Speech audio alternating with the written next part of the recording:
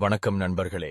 இன்றைய நாம் காணவிருக்கும் வீடியோ மகாபாரதம் உண்மையா இல்லையா என்பது பற்றிய ஒரு ஆழமான பயணமாகும். இது வெறும் புராணமா, கதையா, அல்லது நம்முடனே நடந்த உண்மை வரலாறா? இந்த கேள்விக்கு பதில் தேட நாம் இன்று புறப்படப் போகிறோம். மகாபாரதம் என்பது பாரத தேசத்தின் மிகப்பெரிய இதிகாசங்களில் ஒன்று. இதனை வியாசர் எழுதியதாக நம்பப்படுகிறது. 100,000 ஸ்லோகங்களைக் கொண்ட இந்த இதிகாசம் பாண்டவர்கள், கௌரவர்கள், கிருஷ்ணர், பீஷ்மர், துரோணர், கர்ணன் போன்ற பல கதாபாத்திரங்களின் வாழ்க்கையின் வழியாக தர்மம் மற்றும் அதர்மத்தின் மோதலை விவரிக்கிறது. மகாபாரதத்தில் நிகழ்ந்த நிகழ்வுகள் உண்மையில் நடந்ததா அல்லது இலக்கிய கற்பனையா? இதுதான் பெரும் விவாதப் பொருள். சில மாயோலஜிஸ்டுகள் மற்றும் வரலாற்று ஆராய்ச்சியாளர்கள் சொல்வதாவது, பாடல்கள், தலபுராணங்கள், கோயில்கள் போன்றவை இந்த கதையின் உண்மை அடையாளங்களை தருகின்றன. ஆனால் சமூக நடத்தை, அரசியல் சூழ்நிலை, யுத்தக்கலை ஆகியவை மிக அழகாக கற்பனைக்குள் நூலாக்கப்பட்டிருக்கின்றன என்றும் பலர் வாதிடுகிறார்கள். ஆதாரங்கள் என்ன சொல்கின்றன?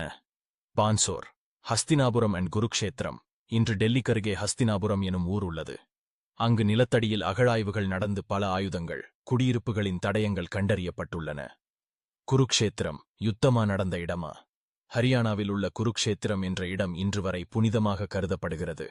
அங்கு பல தலங்கள் கிருஷ்ணர் பாகவத்கீதை கூறிய இடமாக கூறப்படுகின்றன. திதிகள், கிரக நிலைகள், சமய ரேகைகள். மகாபாரதத்தில் கிரக நிலைகள், சந்திர சூரிய பாஷைகள் அடிக்கடி வருகின்றன. இதன் அடிப்படையில் வல்லுநர்கள் கிமு 302 அல்லது கிமு 1500 காலகட்டமாக கணிக்கின்றனர். மகாபாரத காலத்தை குறிக்கும்போது சிலர் அந்த காலத்தில் வாழ்ந்த மனிதர்களின் வயது, உயரம், உடலமைப்பு போன்றவை மிகவும் வித்தியாசமாக இருந்ததாக கூறுகிறார்கள். மனித மரபணுக் கணக்கீடுகள், குறிப்பாக பாரத தேசத்தில் உள்ள பல வம்ச மரபுகள் பாண்டவ வரிசையை தொடர்ந்து வருகிறது என்று சில சமய ஆராய்ச்சிகள் கூறுகின்றன. இது ஒரு ஈதிஹாசா, இது நடந்தது என்று அர்த்தம் கொண்டது. ராமாயணம் மற்றும் மகாபாரதம் இரண்டும் இலக்கிய ரீதியில் எழுதப்பட்ட பாரத புனைவுகள். ஆனால் அதில் உள்ள உளவியல், அரசியல், யுத்த யுக்திகள், சமுதாய அமைப்புகள் அனைத்தும் மிக நுட்பமாக இருக்கின்றன. மகாபாரதம் உண்மைதான் என்றாலும் அதிலுள்ள பாடங்கள்தான் முக்கியம். திரௌபதியின் அவமானம், கர்ணனின் துயரம், பீஷ்மரின் தியாகம், கிருஷ்ணரின் தந்திரம், இவை அனைத்தும் நம்மை யோசிக்க வைக்கும். இன்று வரை பாரத சமூகத்தில் மகாபாரதத்தின் ஒவ்வொரு நிகழ்வும் ஒரு நெறிமுறை பாடமாக இருக்கிறது. சரி, இது கதையா என்றால் யார் எழுதினர், ஏன் எழுதினர்? ஒரு கதையாக இருந்தாலும் இது இனத் தத்துவங்களின், நாகரிகத்தின், சிந்தனையின் பிரதிபலிப்பு எனலாம். இதுபோல கதைகளால் தான் மக்களின் மனதில் தர்மம், அறம், நம்பிக்கை போன்றவை வளர்ந்தது. கிருஷ்ணர், ஈஸ்வர சாட்சாத்காரம். கீதை, வாழ்க்கையின் அடிப்படை நூல்.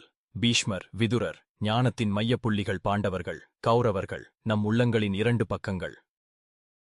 மகாபாரதம் செய்தி சொல்லும் சரித்திரம். இது உண்மை கதையா என்பது விட சாத்தியமான கேள்வி.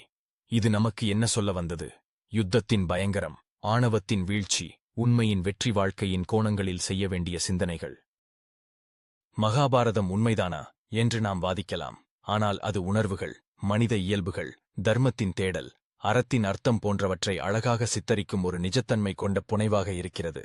நன்றி நண்பர்களே. இப்போது உங்களுக்கே கேள்வி, மகாபாரதம் உங்கள் மனதில் உண்மையா, கதையா? கீழே கமெண்டில் உங்கள் கருத்தை பகிருங்கள்.